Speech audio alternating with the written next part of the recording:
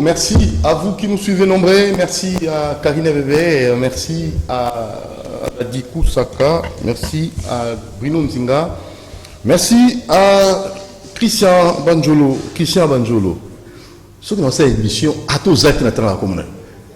C'était même le dimanche, vendredi également. Vous en avez un coup, mais nous avons la commune. Monsieur Christian Banjolo. Bon, merci à Roland Makonda. Il y a aussi le DT José Andia.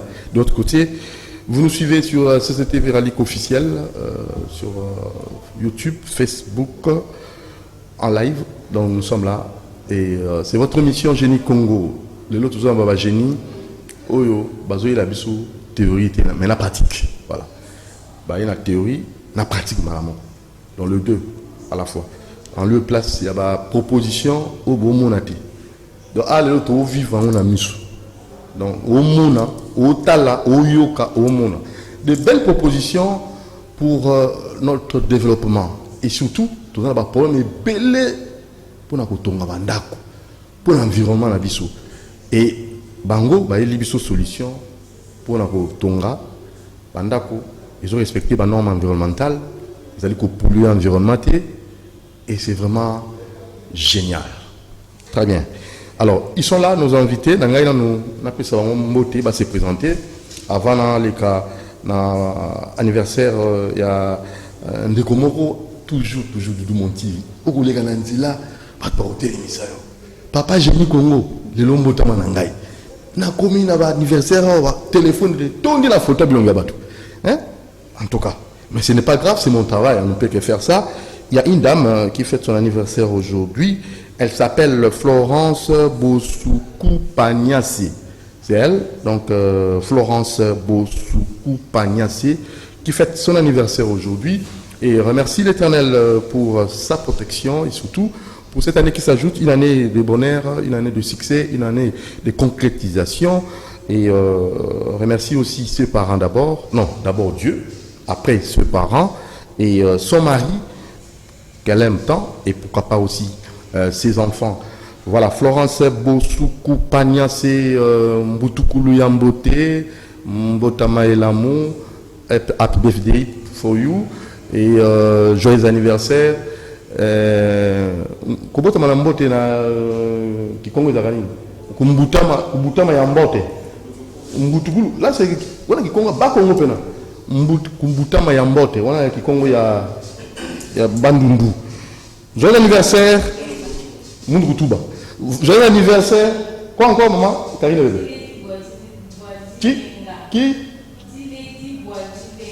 Diledi Boadjilenga. Maman Florence Pagnassi Bosuku.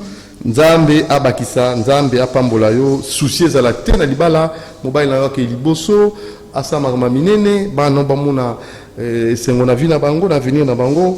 Florence Bosuku, pas Niassé, la belle des belles, elle est trop naturelle. Il y a un peu de balaki. Alinga kaba itokina noté, il y a 100% naturel.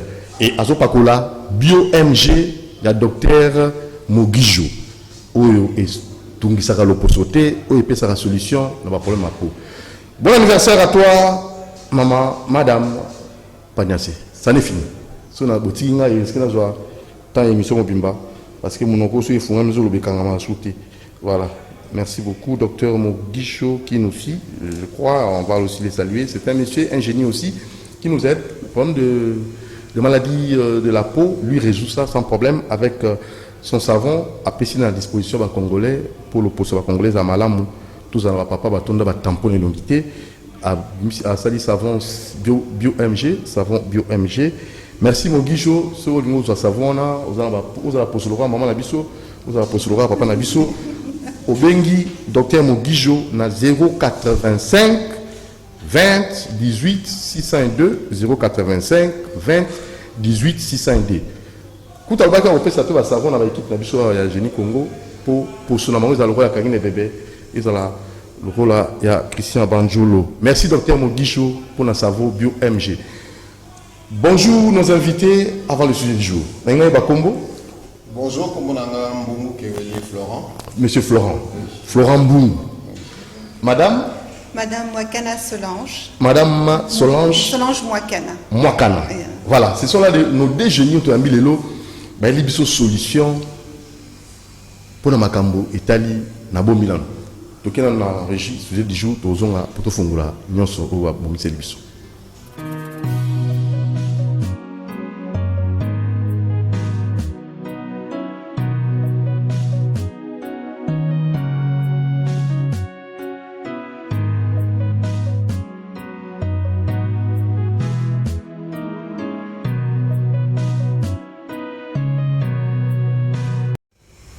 Voilà, selon moi, en tant qu'environnementaliste aussi, j'aimerais peut-être résumer.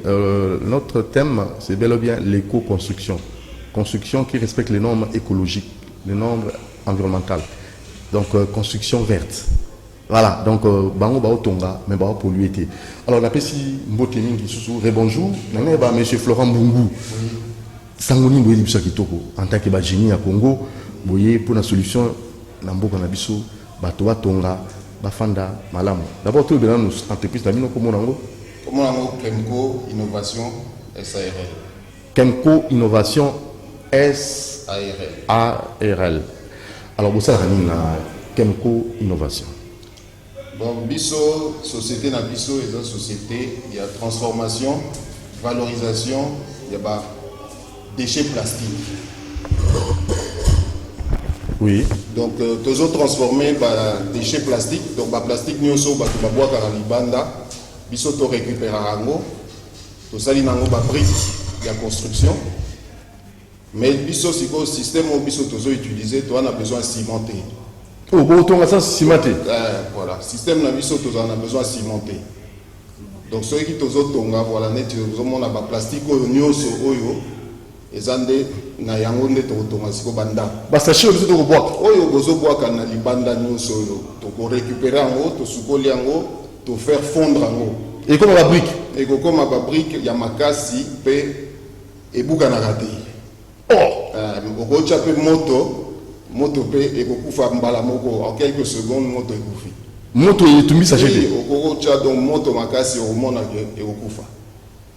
Donc là il y a qui au même film moko non Binonzinga so bachi moto Binonzinga au moins la film on a ingénieur Binonzinga le que la film on a pour nga sans tout Thomas hein en plus soko zoto pona kotonga ndako wana est plus rapide que banda kunyoso batu basala normalement na ba brique traditionnelle banda les projets à 100 jours on a ceux qui binombele donc voilà baka ba doso et tongani ça va procès makasi à 100 jours parce que au moni système au biso tozanango euti bamboka euti mboka bapaya bango nde sikoyo basala ngo pona ba tremblement de terre ce tremblement de terre et puis na mboka na bango tremblement de terre mo isalamaki banda ke koyaki yango associé na biso voilà ba brique yango yango na donc associé na biso oyo mboka ya bapaya nde donc brique de construction écologique awa nde basali yango na mboka moko ya Afrique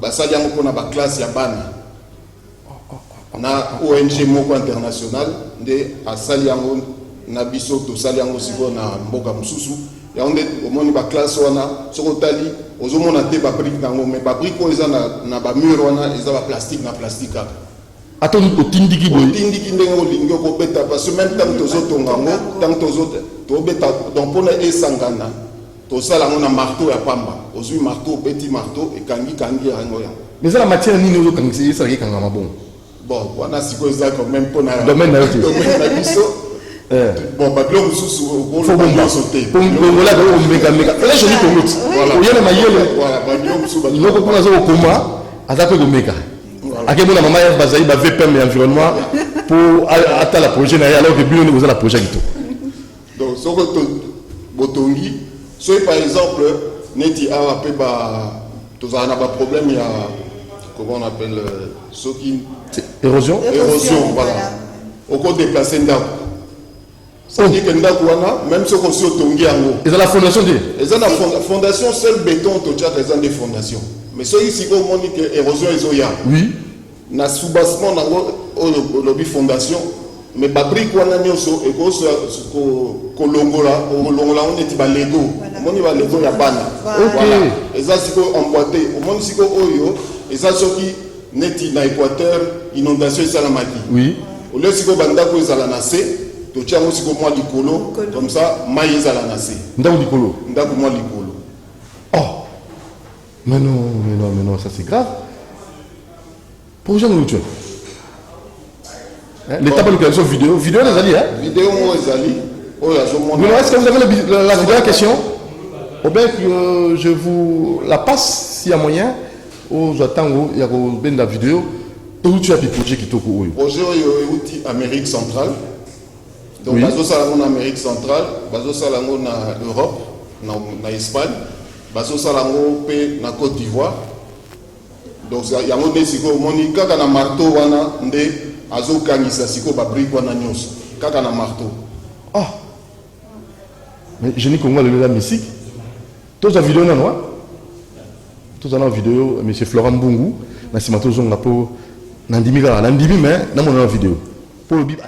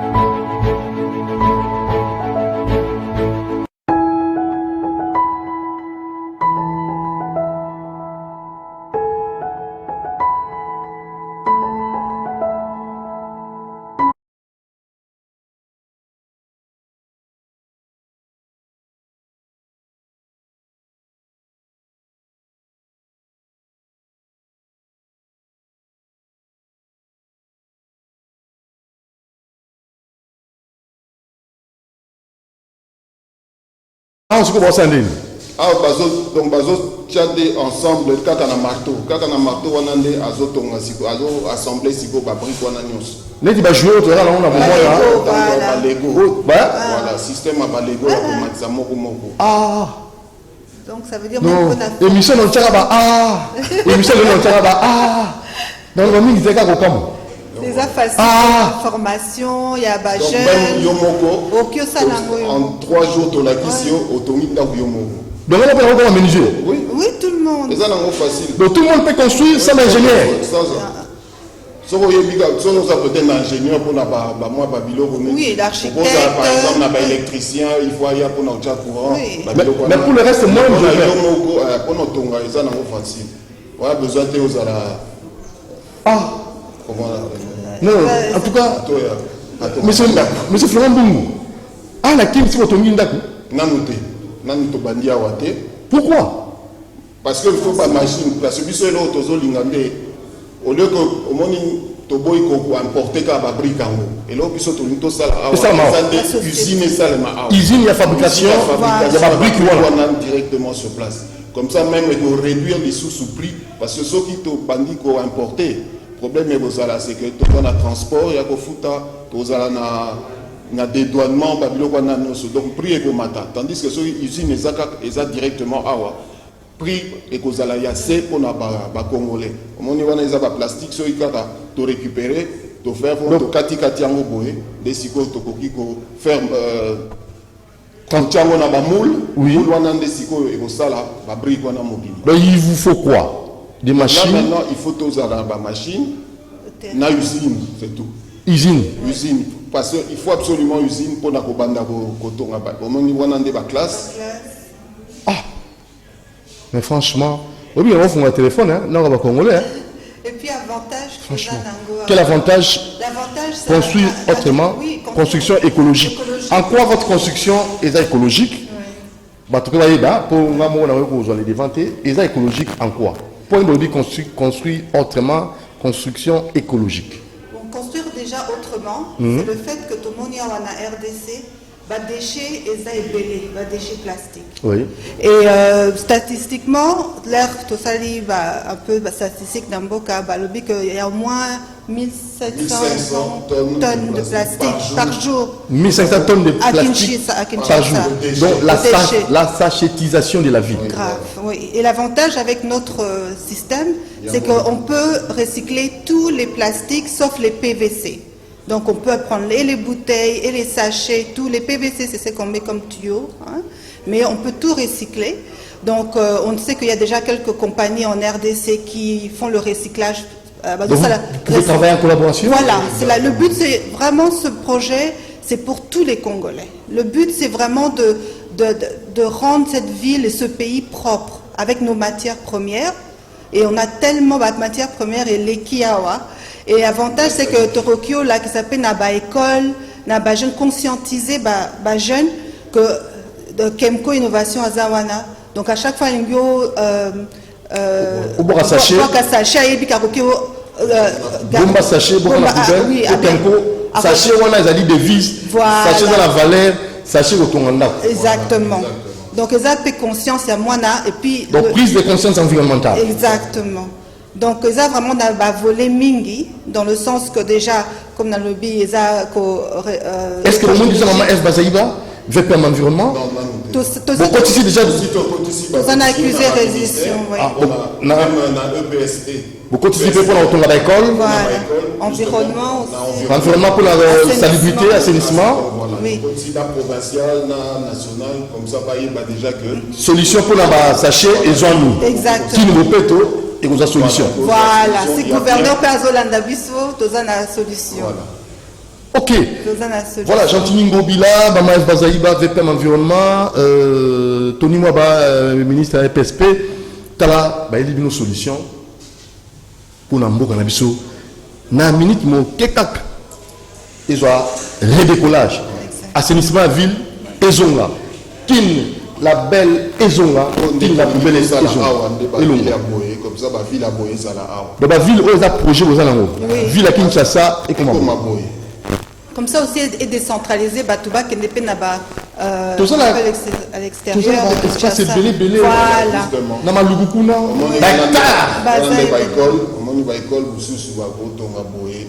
Tokyo, ça la centre Mobimba. Et même à l'intérieur du pays, Tokyo, ça la. Aussi là. Voilà. Voilà. Même au niveau de, il y a toilettes publiques. Okay. Il y a moyen de faire des toilettes publiques, les douches publiques. Toilettes publiques 3 jours. Donc moins coûteux. Voilà, moins coûteux. Tant que ça va moins coûteux, papa au canal. Papa et maman et j'ai mis toujours les lots, mais ça avec les théories, les pratiques. Donc, par rapport à ça, on a quoi, on a sachet au mon aratinate. Et vous savez là, et comme un arc, et comment vous permettre au lalaka. Alors, la génie en gros, balobi, et là en gros cherté. C'est question quoi car, aux anaba sachet belé, base à la usine, base à la matériaux. Voilà. Oui, mais la machine. Machine, on est à Awa. Pour estimer coût total, il y a. Pour ma caméra, ça m'a laissé le RDC. Il faut compter coût total à 400 000 $. 400 000 $. Avec 400 000 $, la machine, usine. Donc, si tu as une usine à Awa, le coût on a réduit. Pour la machine, il y a 150 000 $. Oui. Maintenant, si c'est photo bien ça usine sous donc ça veut dire que tu usine awa parce que pour le recyclage de déchets. Non, recyclage c'est ça directement la machine. Parce que machine la machine a biso et qu'on faire fondre directement ba sachet wana.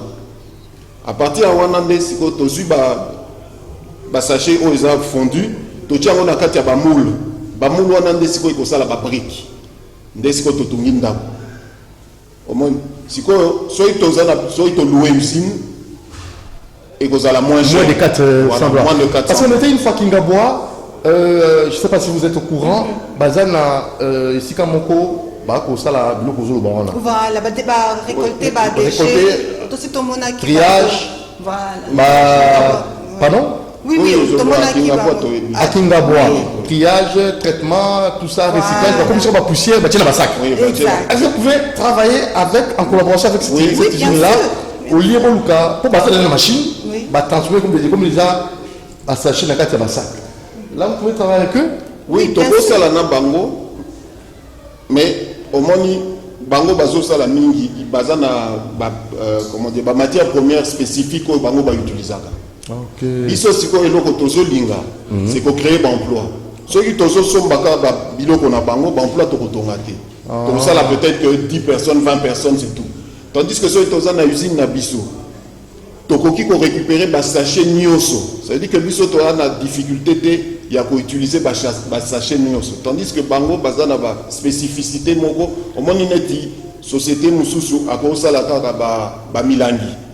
Ok. Mais biso to na besoin pe ba sachet ya mwindu, to na besoin ba sachet mususu. So to zui kaka ba milangi, ba sachet mususu utika na balabala. Ok. Alors que biso to na besoin que ba sachet nyoso oyo mutu aza nango même na ndaku biso tokoki kosomba parce que biso eloko tokosala c'est que tokobanda kosomba ba sachet. C'est pas seulement par exemple na 1 kg tosombi ou na 10 kg tosombi. Ezate kozo pesa biso ofele. Donc, Moi voilà à ce moment-là c'est que batu ba osala plus conscientiser parce que ba ebi que ba sachet na bango au lieu to boka kango tozo bombango société Kemco et Boyako somba ba sachet wana. Donc $400,000. Avec $400,000. Nous avons Congo na biso, ba locataire, ba kozala souté, monter la moto comme Kolo Lupango. Oui, Terre, oui. il y a un épisode pour ça justement. Parce que même dans le système Obisotoé, c'est que au moins nous tournons ça dans un système à foutre à locataire. Nous sommes locataire, biso siko tozana pour ça que à comme propriétaire, mais au lieu de foutre loyer chaque mois, azo rembourser pour nanda kuna yemoko. Ah, tout le monde a plus à moquer. Voilà. Ça, c'est très bien. Alors, l'invité maman Ngo Baksa Sunu. Onengo Baksa, c'est vraiment. Mais il faut insister, dans le sens que. La Congolais pèse à Congolais, Ndako Malamu. Exactement. Congolais à la Malamu. Congolais à l'Ia Malamu. Congolais, C'est possible. C'est possible. Oui, c'est possible. C'est possible. Il n'y a rien qui est. Congolais à l'Ia Malamu, na Congo. C'est possible. Comme Balobi, le peuple d'abord. Allah la Malamu na Congo, c'est possible. $400,000. $400,000. Ouais. $1 million, il y a combien de détournements qui ont? Toi, les gens bon, ça va détournement, mais il y a un Congolais à réfléchir, à jouer, le Malunga, il y a tout ya libanda mboka, il y a des mboka nae pour Congolais à la Malamu. 400 millions? Non, 400 Même pas millions, $400,000. Ah, on a un bongo. On a l'actionnaire. Mais au Kokyo, Non, parce que, je vous dis franchement, Par exemple, dans le Bandaku Oyo, Ozomona, Bandaku Oyo, ils ont 4 chambres, 2 salles de bain. le coût. Le prix nango, ils ont moins de $100,000. Ndaku Oyo. Ouais. Moins de $100,000 dans Ndaku. 4 chambres. 4 chambres, 2 salles de bain, na terrasse, na ciment.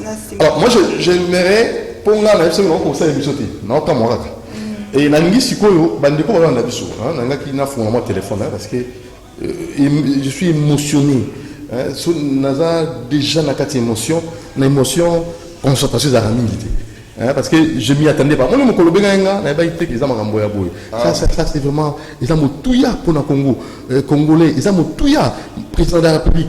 Ce projet, c'est vraiment un projet très important. Hein? Très important et trop capital. C'est sérieux maintenant, Koloba. Moi, je suis dans la veste, maintenant, sentir la chair de poule. Parce que $400,000 Oui, seulement, seulement, oui. au retournant, on a un sachet, on a un sachet à pamba va transformer en gros, yomoko, au zigi sango, au zigate. Et ça a duré à vie à 500 ans. Il a connu la durée à vie à 500 ans. Ce sachet, ça a duré à 500 ans. Oui, pour la. Sachet, ça a duré. Donc ça veut dire que ce que tu as dit, Alors, comme ça, Kilimbo Peto, Chantiningo Bila, vous avez le gouverneur de la ville de province qui a raconté dans le Wapi. Le service à renseignement, tout ça, on a évité. Vous pouvez savoir un numéro de téléphone. Parce que ça, c'est pour aider les Congolais. Moi, je suis dans service, c'est pour aider les Congolais. C'est important. Tout le téléphone dans la Kati. Il y a un courrier, qui courrier naïe, et Oumeli, et comme il va conduire peut-être en retard, voilà. Alors que tu as écrit la télévision pour te permettre à ce qui va conduire, décision dans l'immédiat, quand on va éviter. n'a habité. Parce que là, non. Non, c'est mal bal. On dit que, gentil, Mobila, gouverneur de la ville, tant là, c'est chez le Tungisayo. On tourne la monde. Moi, je me souviens d'un documentaire, dans Kansaki, Zagi Lukuta, dans mon rendez vous la fondation, il y a sachet. Hein? Bino peut vous avoir la même rythme. Bino fondation, Bino n'a beaucoup mieux le volontaire. J'ai pensé que c'était seulement ailleurs. Mais ici au Congo, on peut aussi le faire. Mais il faisait même. Au biso, tout le monde a qui est dalle, il y a plastique, il y a baso sale. Mais on met au Tongandako. Mais biso, tout le monde a pourquoi ça vient de votre téléphone? Donc, 0. Peut-être ça, on m'a l'air de poser. Non, pas besoin. Bon, je ne sais pas qui va communiquer le numéro. Oui, bon, 0. Peut-être ça, on m'a l'air de. Pour pas qu'on se voit là-haut. Donc plus 243. État des droits, on dit que Fatih Beton a besoin de mourir qui bossou. Je crois, tant qu'on paie ça, on a besoin de pourquoi on a la démarquée. Le service de l'Andabiso, en tout cas, vous avez un numéro, vous comme ça, à qui des droits. Donc 0 975 220 697. Mandela. Donc 0 975 220 697. Wana Baji, M. Florent Mbungu. Ouais. Voilà, un Congolais, dans le ça sous petit rappel, pour un bateau, Baji, je peux en retard. Likambango, Sangoni, le bateau, na tonga lelo, en tant que génie, bino ba génie lelo. Sangango, Zanini, Bandela na Malembe. Donc, pour toi, au fond, un téléphone.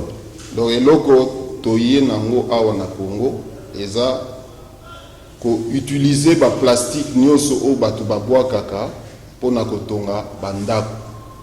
Donc, système Nabiso est ça, transformation, valorisation, il y a des déchets plastiques. Pour construire bandaku, donc tout ça, il y a des briques à base de déchets plastiques. Donc voilà. Briques à base de déchets plastiques. Donc, bandaku, ndako nyoso zomona. Bandako et salamina. Ba brique nyoso zomona, ezande ba plastique kaka, ozomona nyoso on ezaka plastique na plastique. Et ça le coût combien? Pour ça, estimation de tout dépend maintenant. Bon, chaque ndako est en chambre salon. Célibataire. Donc, chambre moko. Tout le chambre moko, au gros, on a $10,000. Chambre moko, $10,000. C'est pas cher. C'est pas cher, c'est pour ça qu'on. $10,000. Oui. $10,000. Madame, avec ton français, là, il ne faut pas me distraire. Hein? Attendez. $10,000. Chambre moko. Chambre moko. Je ne sais pas, chambre moko. Ah, bah, c'est tout à fait mesure. Hein? Bon, là, tu plateau de 42 mètres carrés. 42 mètres carrés. 42 mètres carrés. $10,000. Bon. Enfin, en plus, moi, je vais battre sur les colototés. Il fallait cette estimation. On a ciment. Là, on doit faire une étude comparative. Comme je n'ai pas le coût. Au moins, une différence avec le système traditionnel. Et ça, au moins, par exemple, ciment. Quel avantage il y a un expliqué. Au moins, ciment, il faut louer camion. Oui. Pour aller à ciment. Après zélo. Il faut louer pour la machine pour soit brique, soit ciment, enfin ciment directement au Kotia pour nous ça la brique. Très bien. Kayas, camion du sous, il faut louer. Tandis que Bisso, tant que l'usine est salie la brique. La brique, il y a sachet. Tu base à sachet. Camion kaka moko. Bisso, tu as dit que Ndaku, par exemple, 100 mètres carrés, tout le Ndaku à 100 mètres carrés, 2 chambres, tu as un plan en haut, tu as dit que pour la Ndaku, il faut, par exemple, un petit exemple moko, 2000 briques, par exemple. Donc, biso to sali 2000 briques, to na 2000 briques mbala moko to tongi ndako no mbala moko. C'est-à-dire que biloko nyo sans ciment. On a besoin de ciment. Kaka sans ciment. Ciment exaté, tu as besoin de cimenter. Kaka marteau. Kaka marteau na mato mona moni awa ndesi kwa zo serré, au serré siko ba biloko nyoso evanda vraiment bien. Donc ma casse na marteau, ma casse na tournevis. Oui, na tournevis. Parce que oyo. Kaka oui. Ben ingénieur go fa na.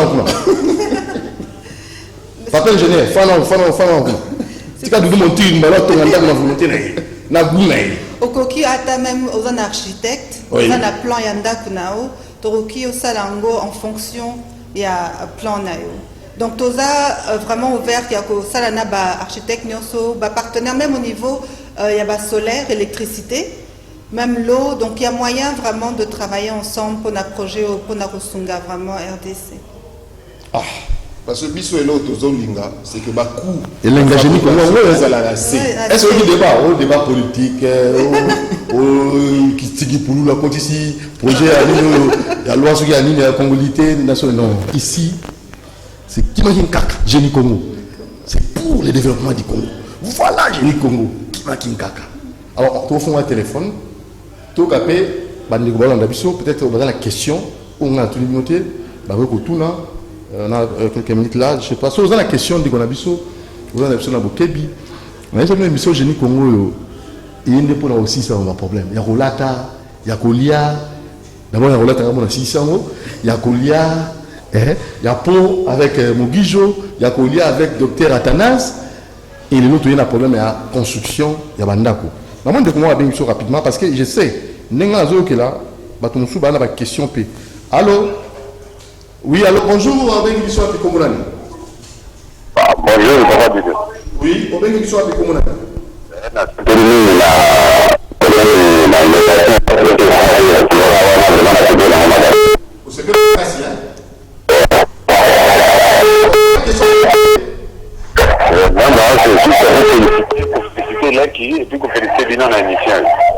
ok ça va papa la question t'es à ce pays na projet oyo merci beaucoup alobi merci oui tout c'est mon bien c'est la présidence venez là on a accompagné de mais vraiment il y a qu'à non l'invité est-ce que vraiment l'invité quand l'invité n'a gâté tolingi Fati beto ozomona ozotala ba conseil beaucoup mona beaucoup tala ba service beaucoup tala beaucoup mona bo bandela makambo za nango et sengi $400,000 américains pour bocha usine yo mo bandela lo ba pas moi te na combien avocat na bino bandela ngoloba Donc, on a $400,000, tu as ça.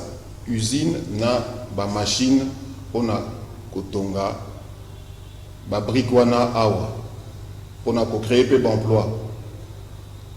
Il y a on a besoin, il y a un bon wana, on a un partenariat, on a bateau barosunga biso, de façon à ce que tu as une usine wana, tu créer d'emplois, tu as sali saba, de qu'on a biso $400,000 un appel de Brazzaville allô. Oui, bonjour. Bonjour papa. Oui, bonjour le grand journaliste Monthierry. Merci papa. Merci beaucoup pour avoir reçu oui papa. Allô Brazzaville. Le Dieu cap de Sassou, Florent Chiba, je vais les rappeler après l'émission, merci. Après l'émission, merci beaucoup. J'étais là aussi à saluer M. Florent Chiba depuis Brazzaville. Le Dieu cap, le président de la République Brazzavillois, donc on appelle son mot mon piovier, vient dans Amoro, Florent Chiba, tout autour.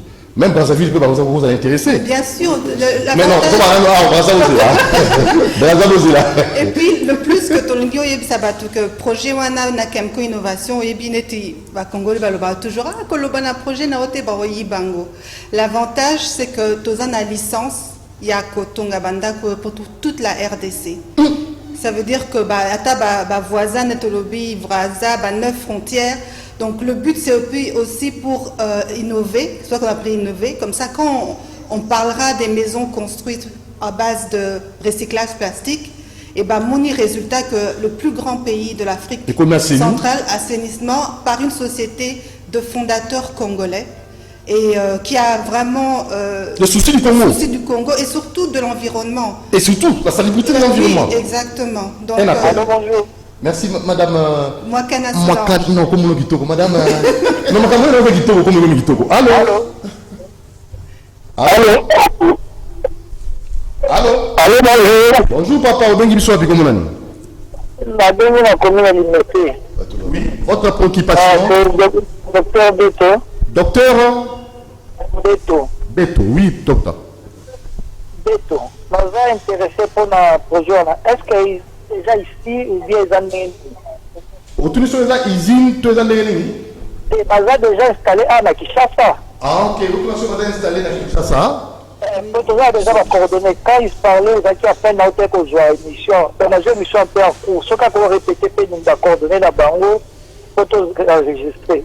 Très bien. Ndeko nangai Florent Mbungu. Na évité sous la problème noko.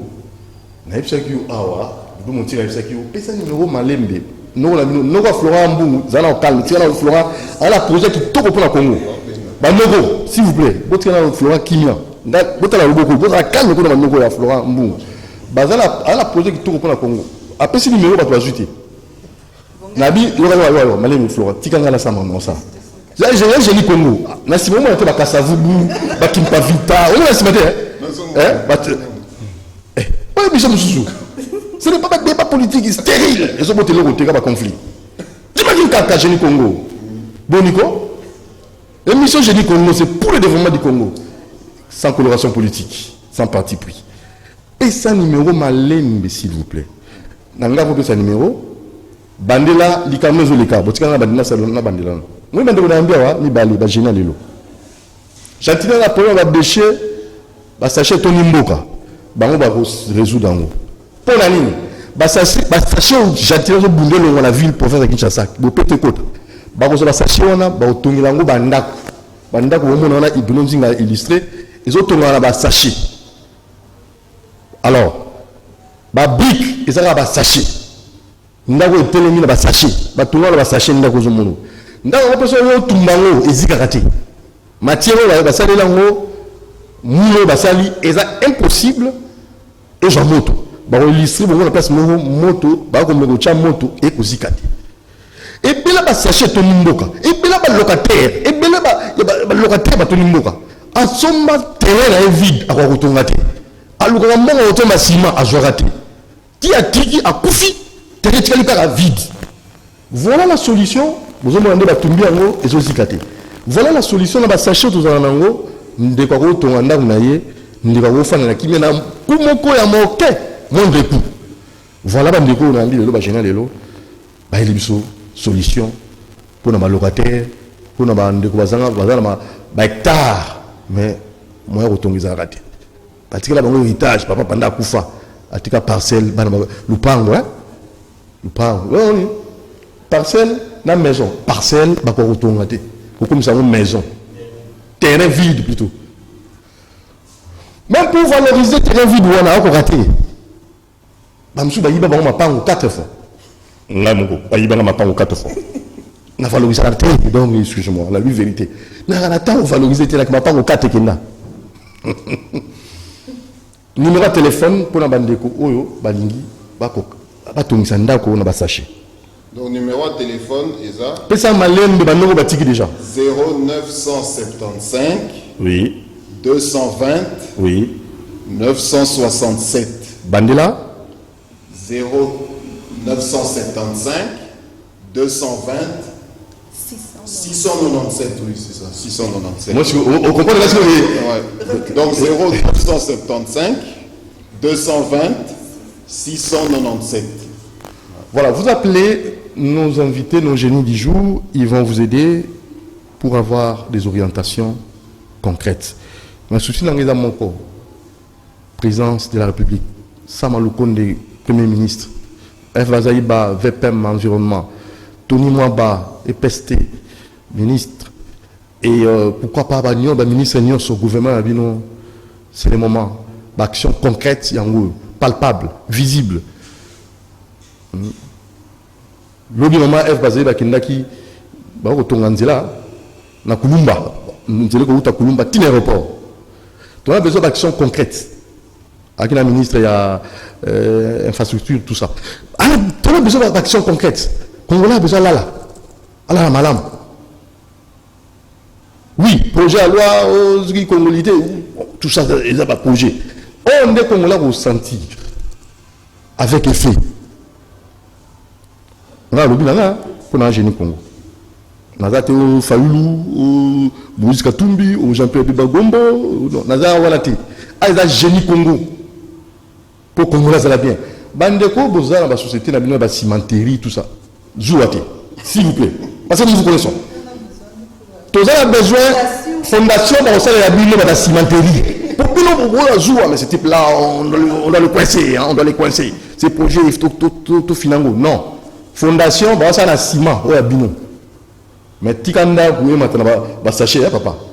Ndimango, sachez, on a pas déplacé Ndaku. Il y a un peu de ce qui est érosion, on a déplacé Ndaku. au sein de fondation Ndaku, au dépasser Ndaku, au père de l'autre. Voilà l'avantage encore. Alors, on a rappelé le numéro pour la question, tout quelques minutes aussi, ça.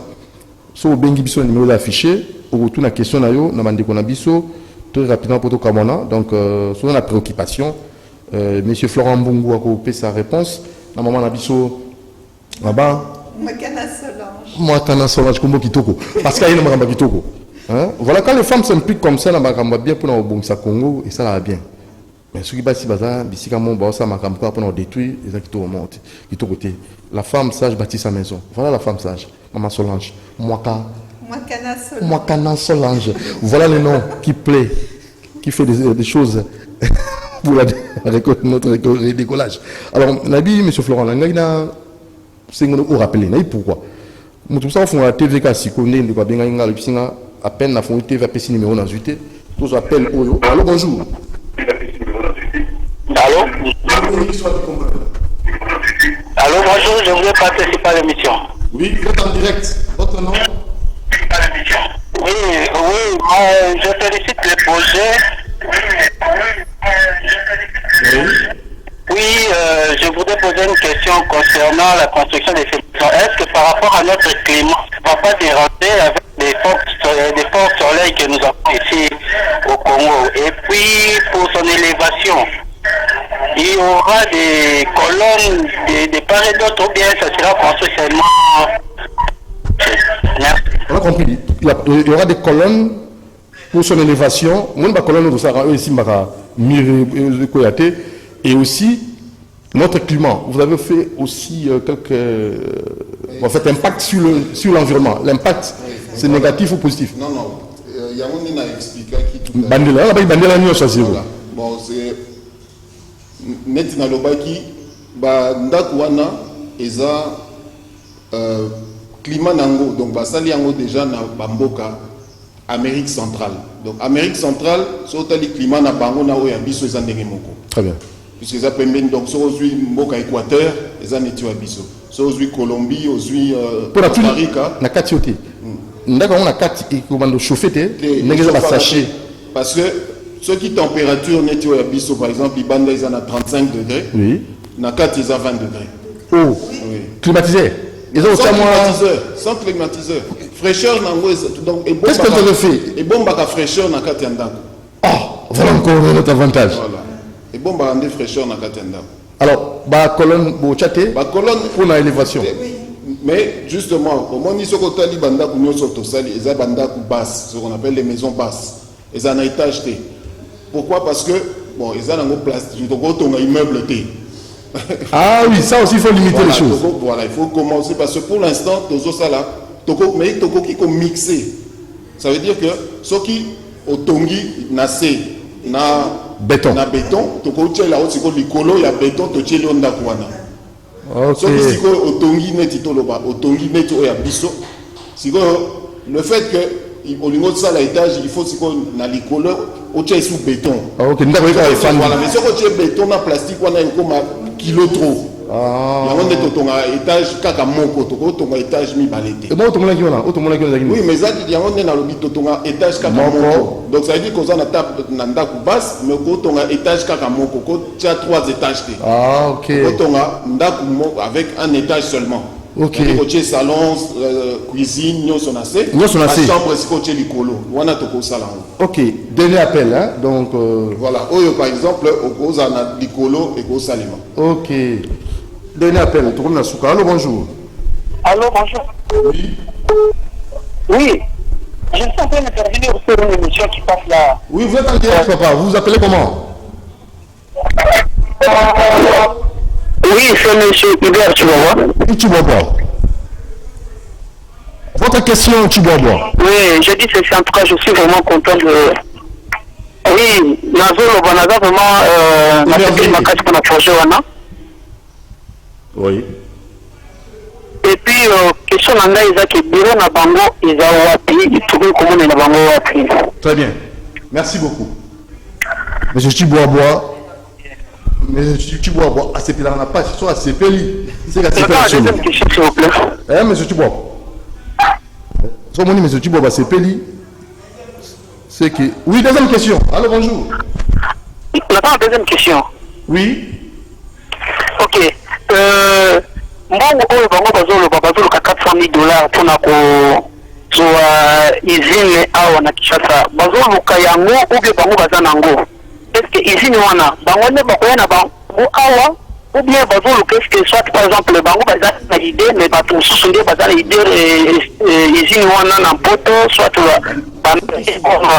moche ndenge namoni balozoloba mingi ebandi na Canada soit peut-être bato wana nde bakoya nango awa oubien bango nde bakokende kozwa nini wana baya nango awa mpona 400 000 dollars, ce n'est rien. Ce n'est rien. Le gouvernement a biso. C'est quelque chose, un plus dans le pays.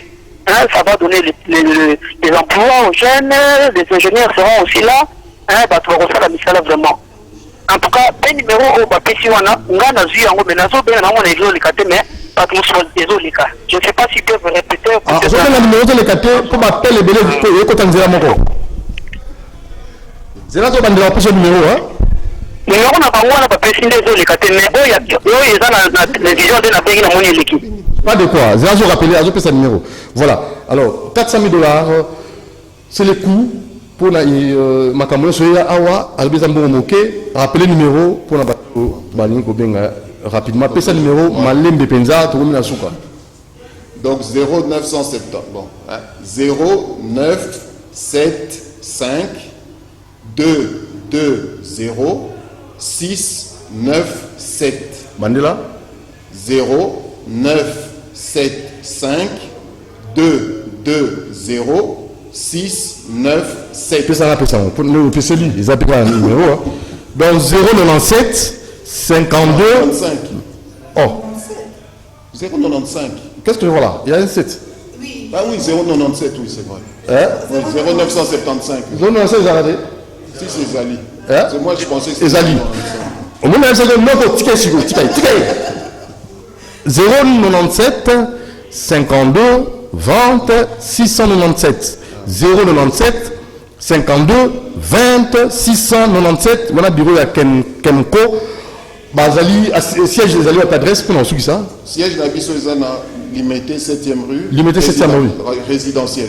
Ok. Et là, pour l'instant, les a bureau na bisso administratif. Bureau administratif. Bisso yango to lobi bisso l'autre limito ça. Mbongwana pour usine comme awa. Usine les awati. Ok, pour l'instant usine les awati.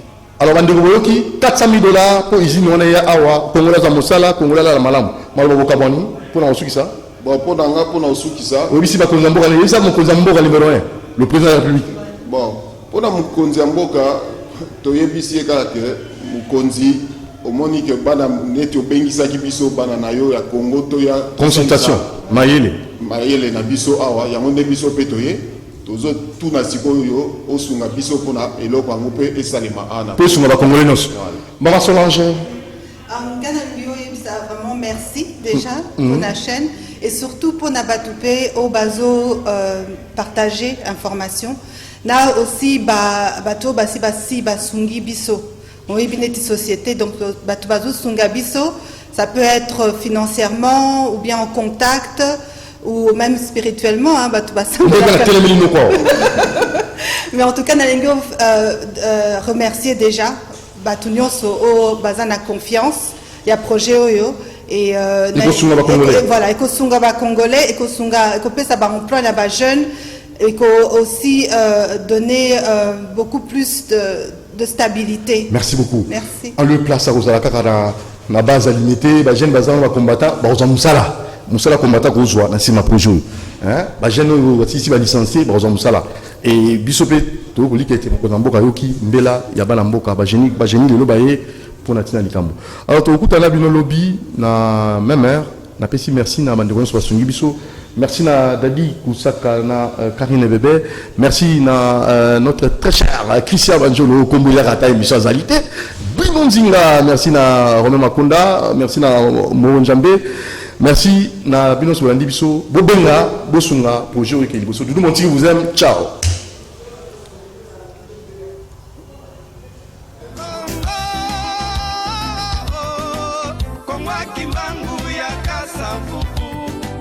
Kongwa Lumumba ya bana Congo.